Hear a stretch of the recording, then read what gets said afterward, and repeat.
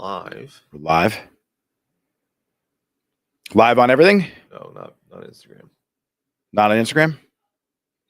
Cool. Well, everyone who's listening right now, welcome. This episode, we are going to be talking about assistance and like the program that you don't have that you should have, but you're overcomplicating your apprenticeship program. And I think that people are forgetting that you're doing every single day in the salon that they should be learning from. And so you don't need to overcomplicate the training of an assistant. And I feel like too many owners feel like they have to duplicate what they went through. And yeah, when we went through our apprenticeship program back in like the late 90s, early 2000s, they were like 2 years, 3 years. I mean, I know assistants that were stylists that were assistants for like 4 years. It's bananas to me. Today, with the introduction of TikTok and YouTube and like the internet, you can fast track somebody from not knowing anything to literally having almost all the knowledge of a 10-year veteran, not the experience, the knowledge, I said, in like a few months. We had to sign up for classes. We had to travel places. We had to buy VHS tapes. It took forever to watch them. Now you can just go on YouTube and go to Free Salon Education. Behind the Chair has education. There's so many educators out there on TikTok and Instagram that if you really dedicate a lot of time to just learning your craft and mastering it, you could be pretty efficient in a matter of like 6 months doing anything, cutting, coloring, whatever it is that you want to really specialize in. And you could build a pretty solid business off of just learning online. And for owners, like if you have a true training process, when an assistant comes in, if you want to fast track them, this is something I'm going to be doing in my salon too, is the first hour of the morning when they come in, have them watch something.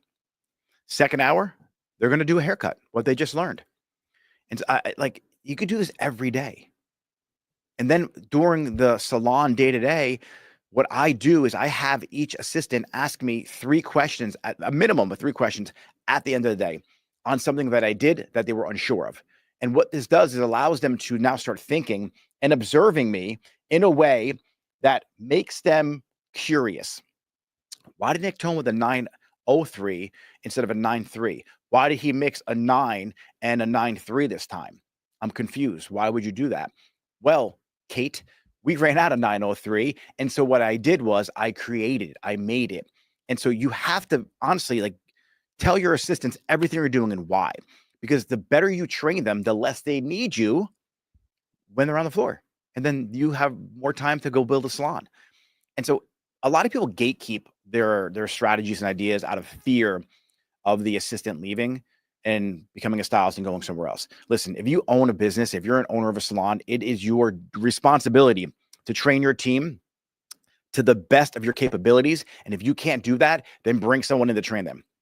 Because my favorite quote is like, what if you train your team and they leave? What if you don't train your team and they stay? Like your salon's going to suck. So anything and everything is a learning experience. If you have a client in your chair and she has a cowlick above her right eye and it's not styling right, Brianna, come over for a second. I want you to look at this. Jennifer here has like this really annoying cowlick. How we fix it is we use a comb, and before we do anything else, we section out the front of her hairline and we flat wrap that down so there's no elevation. If you take a brush to this, or you rough dry your hair, or you clip it back and start with the back of the head as you blow her dry, this cowlick is going to be such a problem for you when you go to style the front. So to prevent that from happening, what we're going to do is dry that first. That's one scenario right there. Now, when we go back to the 3 questions, what I like to do is have them ask me 3 questions, and then I want them to take some kind of video footage of that. And this way they're not interrupting you in between your client conversation. And so what that does is your assistant now is filming you over directing the hair in a weird way or flat wrapping the bangs.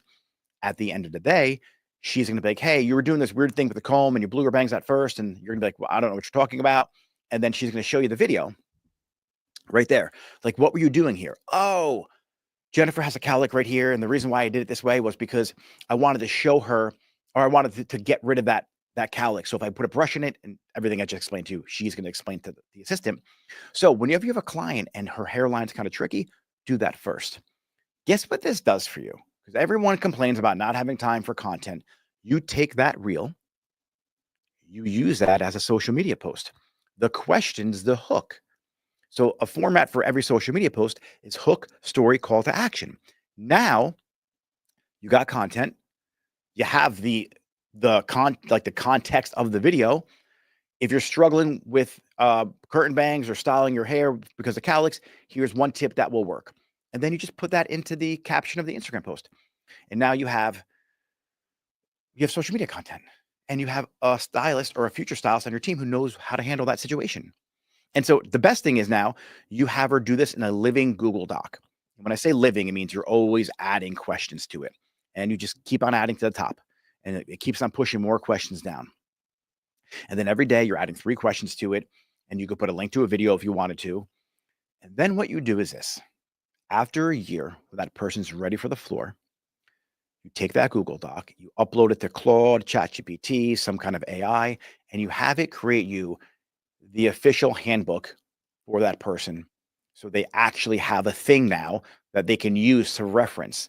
You can create your own ChatGPT for your assistant as well. So you take all of those questions, throw them into a ChatGPT that you make. And then when someone has a question, how do you deal with the cowlick on the hairline? Guess what happens? It has the answer already fed into it. So the way you look at your assistant program now needs to change dramatically. A, because of AI, B, because of technology and YouTube and TikTok. And you're spinning your wheels like, I need to have this in-depth program. You don't. You should have some kind of structure to it. So like month 1, we're going to master styling hair. This way you could pass off all of your blowouts to that person. And then they can start booking their own blowouts and start building trust and confidence with their client relationships. And you don't have to pay them because they're bringing in some revenue to the salon. I mean, you have to pay them, but you don't have to like pay them solely out of the profit of the salon, because when they start doing blowouts for you, they're going to have a little column. And then in that column every day, they should be doing something to add revenue to the salon. So if you're paying them, let's say, make it easy, $100 a day, and they're doing 3 blowouts a day for you at $40, that's $120 a day. Guess what you just did? You just made $20. So your assistant should be bringing in revenue after a month or 2. Like if you aren't letting them kind of spread their wings and get in there with clients, you're just holding them back. And then eventually they're going to want to leave your salon. Nobody should be assisting for 2 years. No one. Well, no one should be assisting for 2 years, not touching clients. They should be adding some kind of value. And I just sat with an owner yesterday. She's in the Level Up Academy, and she's having a problem because her payroll's too big. And all of her assistants don't do this. I was like, hey, we talked about this in the beginning. How come you're not doing that? And she's like, well, they're too busy, taking care of the clients for the other stylists. I'm like, why are your stylists still doing $40 blowouts when they could be doing extension installs, when they could be doing full highlights? Let's pass these like lower ticket services that don't really take a lot of skill onto the assistant. So now they're making some revenue for the salon. You're not coming out of pocket. And just by running some numbers and math, she just kind of created an extra 30 grand that month out of thin air. So it's important that you understand how to use each person in your salon and how to train your assistants. Because if you aren't using technology and AI and the ability to train them with what you're doing every day, whether it's formulating color, whether it's over directing hair, whether it's dealing with a cowlick in someone's hairline, they're going to leave and they're not going to be efficient. You're wasting your time, their time, and the salon's money. So that is like my little 1-2 combo on how to train an assistant. I actually have a whole playbook on how to take an assistant from 0 to being a stylist behind the chair in 1 year. So if you want that playbook, if you want the whole outline in a PDF form, drop the word assistant, send me a DM on Instagram. I'm at Nick Marabella. I'll send it over to you and I'll just give it to you. Like you can actually just take it, download it yourself, tweak it, figure it out, like add your own language in it, see what works for you and your culture and your salon and your vibe, and implement it in your salon. At least take something. You're going to get something out of that. So it's free. It doesn't really cost you anything.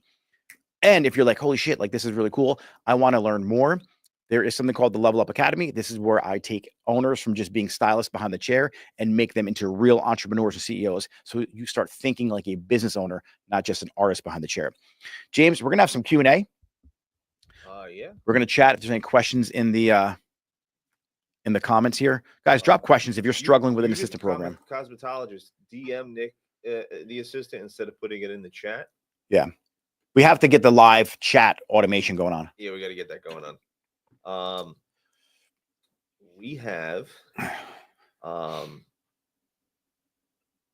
where is it?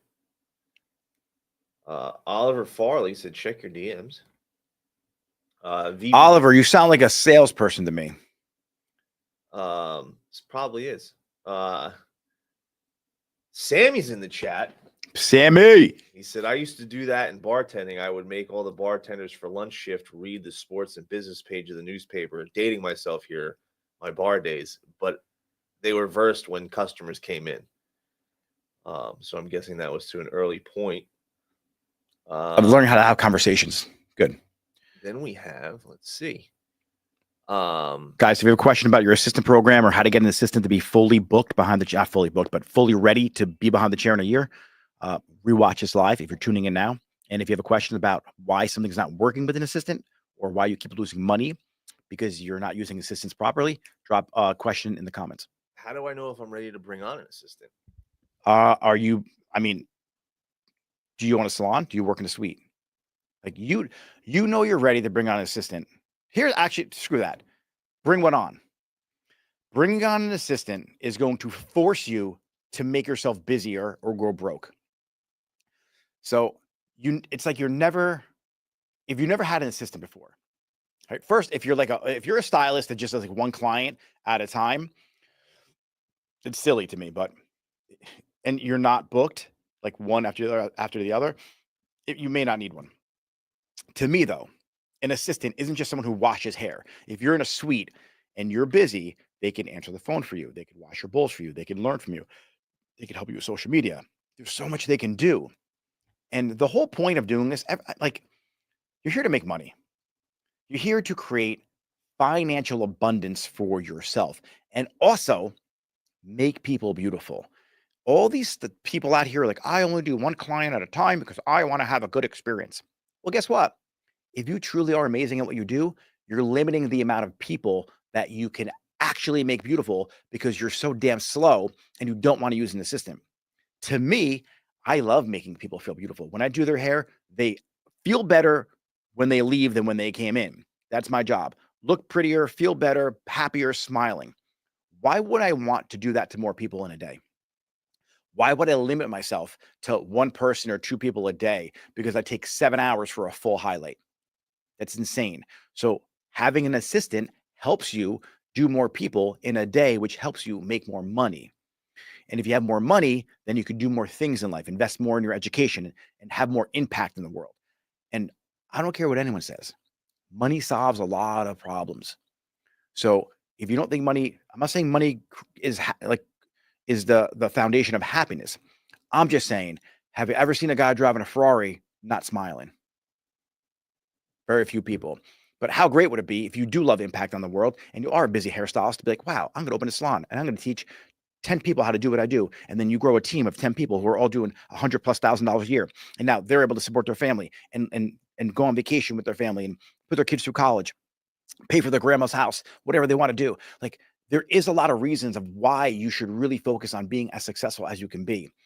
And then you start helping your assistants become more successful. And then you pour into them everything you learned, and then they pass that on, and then pass that on, and the ripple effect in the universe will just repay you tenfold. It's so crazy what happens when you start pouring into an assistant or a junior stylist or somebody who's a couple chapters behind you in this career. And the best way to achieve your dreams is help somebody else achieve theirs. Hands down, it is the best way. James, next question. We got, what's the best way to transition an assistant to a full-time stylist without hurting productivity? Kind of like I just told you. Like, you have to make sure you do have somewhat of a structured program. So let's say your salon opens at 10. Like, this is going to be work for you guys too. Have them get in there at 9. There's an hour of watching a particular haircut. Then after that, they practice it from 10 to 11, right? And then from 11 on, they're helping you. But every client you do, you should be explaining to them why you're doing it and what you're doing it, and the reasons behind your formula, and the reasons why you took the foils down now, the reasons why you started in the back, or the reasons why you started foiling in the front, why you cut hair dry, why you chose to cut hair wet this time, why you're using a razor opposed to a texturizer shear. All of this should be fed into them all day long. And if you're a busy hairstylist at the end of the year, like, they're gonna have a lot of knowledge. Like stop gatekeeping and start training them, not just telling them, train them. Like, come here for a second. This is why I point cut with a texturizer. It's to me, it's the best way to cut curtain bangs. I point cut with the texturizer. It softens the line. It flows effortlessly. And if you mess up a little bit, like, it's not as dramatic with this as if you did with a scissor. Like, you have a little more grace when it comes to point cut with the texturizer. And now, my assistants, when they cut hair, I'm watching them do this, and it's amazing. And so that is how you get them to be more efficient, because you have so many years of experience. You have 20 years more, 10 years, whatever you got behind the chair. You could condense all of that and just spoon feed it to them. You don't want to keep them on payroll. You want them to be commissioned as fast as possible and be generating revenue for the salon. So in a given week, you probably problem solve 5 new things every single week throughout the course of the year. Unless you're just like an old school stylist where you just rinse and repeat the same haircut on everybody. But every person's unique. So there is going to be a unique lesson that you have with every client, whether it's a consultation, whether it's asking for a review, whether it's how you do the haircut, whether it's an issue with their scalp, dealing with thinning hair, dealing with the family. Like, there's so much involved in our industry from just a communication personality standpoint that there's lessons there too. Right? So how you ask for a review, how you ask for referral, things you do, like why you apply color first and then do foils, or why you do foils first and then do color, and you might mix and match that. Like, so sometimes for a client of mine, I would do the foils first and put color on in between the foils. Sometimes I would do the single process first and then do the foils over top of the single. And it just depended on how much time I had and what I wanted to do. So I knew that if I did the foils first, I wouldn't have an assistant to help me apply color in between the foils. So I would have an assistant help me apply the color in like 5 minutes, and then I would foil on top of it. And so it just depending on what my schedule was. And so I taught them how to master their schedule so they can manipulate time and see more people in a day. So things like this is what you should be doing when you have an assistant. Teaching them how to master their schedule, master their time, the when and the why and the who and the everything that goes into why you are so successful behind the chair. And if you're an owner and you're not, and honestly, you're not doing, this is going to be very, very between everywhere you live, but you should be doing like at least 1,000 to 1,500 a day behind the chair, with the exception of like the low, really like weird areas that like a haircut's like $35, but I don't think anyone should be paying $35 for a haircut. But typically 1,000, 1,500 days where you should be at as an owner. And if you're in a more affluent area, that could be 2,000 a day. You know, if you're in the extensions, you're doing high ticket services, that could be 3,000 a day. You do 2 installs a day, you're cranking them out. So then you're doing like 15,000 a week. So it's important that you become the owner that people look up to. And I don't want you to get trapped in being the busiest person in your salon, because your job is to build a team. And so it's your job to lead them to as far as you've gone in this career. And so if you're an owner and you've only gone to like $500 a week, and you think you're going to open a salon based off of that, you can only lead your team to be doing 500 a week as well. And so you have 5 people doing 500 a week. That's 2,500 a week out of your salon. It's not going to cut it. But if you could do 2,500 a day, then now you could lead all your assistants in your team to be doing the same thing you did, because you did it already. You have the blueprint, you have the roadmap. That's your job when it comes to training an assistant, to teach them how to become more efficient behind the chair. Cutting, coloring, the fundamentals, like, that's simple to do. But these little things that make you uniquely you is what you need to be spoon feeding them on a daily basis. All right, James, any more questions? Larry's hair, Lori's hair. I'm not sure if I pronounced that right. Thank you so much for always pushing us to be better business people. You're welcome. Yeah, business. This is funny. Business in our industry is for whatever reason, really difficult for us because we're givers, right? We're in the service industry. We love helping people. And it was something I struggled with because you thought you could just do hair. You're good at hair. I'm going to open a hair salon and magically I'm going to become a millionaire. And then you find out really quickly that it's not that. It just isn't. And so being good at hair doesn't mean you're going to be good at business. It doesn't mean you can't be good at business. It means you have to look at everything through a different lens. Stop thinking like an artist or a stylist and start thinking like an entrepreneur. And that means getting in the rooms with other entrepreneurs. That means reading the books, listening to the podcast, becoming a leader. That means thinking a little differently, thinking profit first. A lot of times we put other people in front of us. And for owners out there who care for their team, I don't want you to not care for your team. But if you care too much for your team and not enough for your business will fail. And then what good are you? Then you can't help anyone out because your business failed. And now these stylists have to go somewhere else and work.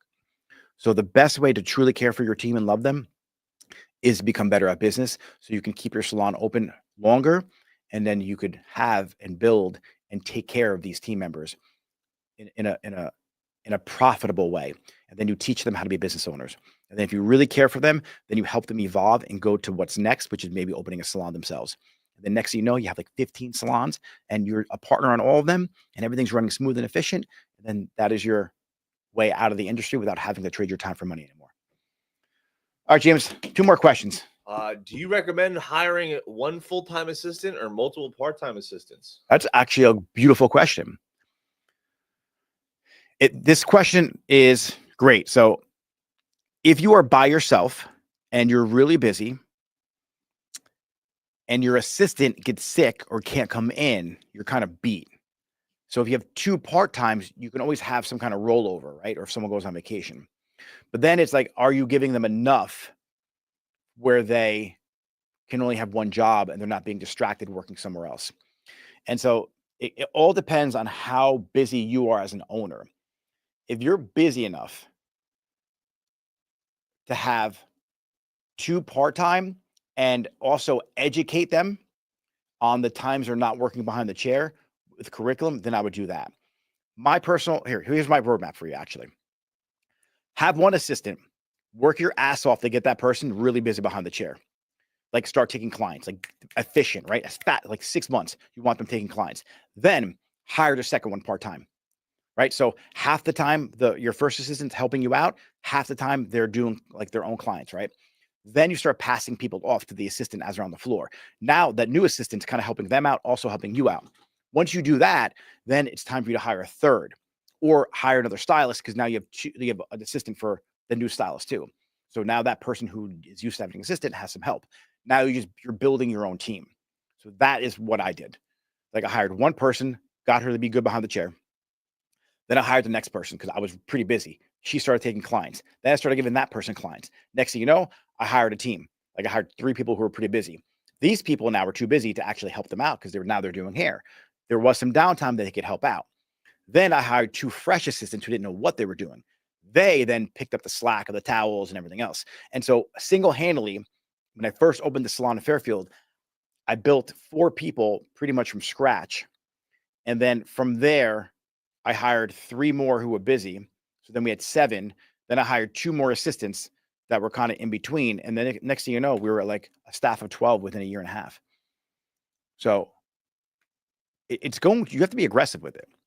But yeah, I would hire the one and then as quick as you can, like 3 months, like start getting that person efficient blowouts, hire the second one part-time. Because you don't want to be stuck like without an assistant once you build your book to be supported by one. All right, James, last question. And make sure you post this on the podcast, by the way. Yesterday's, the other one, like get these up there. I was on the Apple podcast thing yesterday and I didn't see him. So we have Westwood's in the chat, and he says, as a commission-based stylist, how can I encourage my manager to start having salon meetings where my coworkers and I can bring up concerns and ideas for the salon? Hey, I think we should have a team meeting. I think it would really help the salon out. The best thing you could do is tell your owner to be like, hey, this guy, Nick, has a really cool program. I think it would really help the salon out. And I think that you should join it because then we also get access to his next level stylist program, which because you're an owner, automatically your team gets in that for free, and then we're all going to grow together. So have them reach out to me, send them one of my videos about meetings. I did a reel about it like 2 days, maybe 2 weeks ago. In the last couple weeks, I post every day. So scroll through. There's a reel on meetings. Send it to them, and then let them know there's some things you want to talk about with them. A lot of owners don't have meetings because they're afraid of what's going to come out of the meeting. And to be honest with you, they can't speak in public. I was so bad at speaking in public. I didn't want to have team meetings because I would get nervous. I would like stutter. My lisp came out. Like, it was terrible. I don't know what the hell I was saying. And I had to get over it. And then I got better at meetings because I started going live every day. And James would tell you, like, I don't like speaking in public. I just don't like it. And I had to get over that fear, because on the other side of me learning how to become a better speaker lies a bigger business, a better leader for my team, the ability to communicate better with my team, and things like this. I'm able to now impact more people because I got over the fact of being scared to speak in public because of what people are going to think of me or what they're going to say or whatever the mindset is around it. And so maybe your owner has a problem, like a mindset issue. And so, like, ask them a question. Be like, hey, why don't we ever do team meetings? I would love to get everyone together so we can all kind of grow the salon together. And really ask the question from a place of curiosity. Not like, hey, you got to do team meetings. But like, hey, I'm curious. But like, I've been hearing a lot of salons do monthly meetings, like the first Friday of every month. I think it'll be really good for us. There's a lot of things we can collaborate on and really grow the business and help us get to that next level. But again, tell them to DM me so I can get them in the program. They will crush it for you. James, last question. Can I make my assistants 1099 or do they have to be W-2s? All right. Yeah. Love this question. Unfortunately, here's the deal with the 1099. If they're an employee, and short answer, no, they got to be W-2 employees, like an assistant, because you're going to tell them what to do. Like, you're going to give them too much direction. That's going to blur the line of them being independent. Here's what you could do, though. If you had a coaching program and they were members of your education company and they worked in the salon for free, you might be able to give them a stipend towards the growth of their business ahead of time. That's something you could work out. But again, like, that's a really tricky conversation. As an assistant, you're going to tell them when to come in, like when to work, right? So they're technically going to be a W-2 employee. Now, if they were a member of your coaching program or a member of your PMA, and it's a membership relationship and they agree to come in at a certain time because they're learning in those hours, you can get away with certain things that way. But if you're a traditional salon, honestly, just W-2 them. Like, you can get the deduction. But the point is, they're W-2 for a certain amount of time. And then once they're on the floor, you can make them independent. But it's not independent commission, everyone. It's a rev share split. So a lot of people are talking about 1099 employees or commission 1099. To be honest with you, research the ABC ruling. And if you're California, research the AB5. And there is a way to have a LLC to LLC or business entity to business entity, the hair salons LLC or S Corp or whatever you have. And the hairstylist has a business entity. Could be a trust. It could be an LLC. They form a contract, an agreement that they're going to share revenue. The salon will support this business with a space. They'll help them, with any kind of front desk. Now, they both agree to split the revenue based on whatever the contract lays out. Now, there's a third-party processor. They agree to use this software. That software is not owned by the salon. It's also not owned by the stylist. That software is a third party. That's a fiduciary for the payments and transactions that handles the booking software, and they agree to use that booking software. And that's where the money goes into. So that is what pays the stylist. It's revenue share. So that money goes in the escrow, for example, like it's going to be an escrow account, for lack of a better example. And then from there, 60% goes to the stylist, 40% goes to the salon. And then if there is a 1099 issued, it's not from the salon to the stylist, it's from that booking software or from that third party, either trust, escrow account, LLC. And the business of that LLC is just to facilitate transactions for independent stylists and salons in a contractual agreement. So now the flow of money is never misclassified because the Department of Labor can't go to the salon like, hey, you paid that stylist when they were an employee. Like, no, I didn't pay them at all, actually. So where's the misclassification? We have a revenue share agreement that we split X amount of percentages. So I didn't pay them. So if you want more information on how that works, message me because it's a very in-depth, independent stylist rev share split that I created that is compliant in almost every country. That's compliant in every state, to be honest with you. It just has to be structured the right way. It's not to avoid payroll tax, not to avoid like anything silly. It's to support your stylist. Did you know that if you were an independent hairstylist and you were in this rev share agreement and you had your own LLC and your own business, and let's say you're doing 80 grand a year and you got 2 kids, did you know that each kid you can pay to help you manage your Instagram, help you post, help you edit videos? So now you got 2 kids, 14,600 or whatever the number is now, and then 14,600. And this is like as of this year or last year, that's what you could pay each child. So roughly that's $29,000, almost 30 grand that comes off your taxable income. So if you did 80, now you're down to 50. Your kids don't pay taxes on that because they're under a certain age. It was under a certain amount. And then that money goes into their bank account, which then you can pay for their daycare, you can pay for their clothing, you can pay for their gymnastics outfit they need, whatever they need, that comes out of that account because they're working for you. And so that's a legitimate write-off. But you can't do that if you're a W-2 employee. So please tell me again how we think having a W-2 employee is actually benefiting people when it's not. Now, they put a nice little logo on their car, has their Instagram handle, their cell phones are right off, their car is deducted, like they deduct miles, but now their car's a marketing expense. It's a moving billboard. Now that person can actually open up another LLC that actually owns a car, that rents it to the salon stylist LLC. And now they're becoming a business in America. Now they're getting access to a lot of different opportunities to shrink down that taxable income and actually pay less taxes. So unless you're knowledgeable on how this whole thing operates, just shut the fuck up. Because being a W-2 employee, you're essentially a slave and they're dripping their tax money out of your paycheck every single week. And then you have to fight to get that back.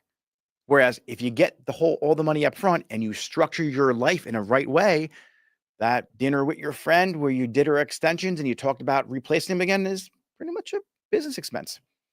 You know, there's a lot of things that you can do as an independent business owner in this country. If you're in America and other countries too, it's possible. And so for people who are so quick to say you're taking advantage of people, no, you're not. Not if you do it the right way.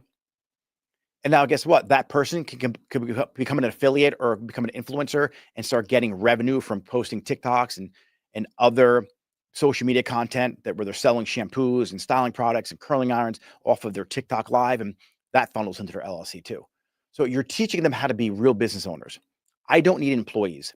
I want small businesses inside of my business is what I want. I want to create entrepreneurs, whether it's a salon owner or whether it's an independent stylist. My goal is to create a financially free, completely independent stylist who makes better decisions rather than an employee who's always dependent on me to spoon feed them how to be successful. I think that's going to be a good reel too. James, bookmark that one. Bookmarked. Corinne Mashia Hair, she said, I bought the handbook and it's such a fantastic tool in my back pocket. Thank you so much. And she also said she needs that structure, please. So you should definitely reach out to Nick. Yeah, thank you for the handbook. Guys, listen, if you bought the handbook, you're watching my live, it's a download so you can tweak it for your own culture, add your logo in there, change the verbiage. A lot of people are like, when's it getting delivered? It's not delivered. It's first, I want you to download it and then read through it and make it yours. Like I could just send you out, I don't want to send you a generic handbook that I created for my team. This is like a great outline, but internalize it. Really create some SOPs out of it. All right. Then Larry's Hair wants to know if they have to be 13 years old, right? I'm guessing with paying the kids. No, honestly, I don't think they do because if your kid, like there's models, right, that are under, like there's like kids in catalogs that sell clothes, right? Children's models, babies models, the Gerber baby, they could model for your Instagram page. Hairtastic Color wants to know where to get the handbook. Go to nickmarabella.com and then go to the search and just put in handbook. If you want, DM me, I'll also send it to you. But guys, the handbook is like, that's like having a map, right? What you want is a navigation as you're driving that speaks in your ear. It tells you when to turn, why to turn, how to turn. So you can start thinking like you could actually get guided to where you want to go in your salon. That's the whole program. It's a combination of coaching, community, and curriculum. You don't just get handbooks in it. You get live access to me 3 times a week where we can uncover your specific needs. And then we give you a new strategy, whether it's how to become the best at SEO, how to get your salon more visible, how to sell products online, how to lead your team, how to actually run team meetings, how to get your team to show up every day. A lot of stylists don't even show up every day. So there's things you need to learn as an owner, whether it's mindset, leadership, marketing, or operations to make you more profitable. That's what we're going to uncover. We're going to fix your salon. We're going to make it more profitable. That's your salon model. Learn how to attract stylists so you always have a steady flow of people wanting to work at your salon. So you're never held hostage because somebody is toxic, but you can't let them go because they're bringing in too much revenue. And then how are you going to find clients? You need a steady flow of clients who call you every day and book appointments. And this way, your stylists are happy because they're fully booked. They're not sitting in the back room wondering, should I be a realtor? Should I bartend? Should I go try something else?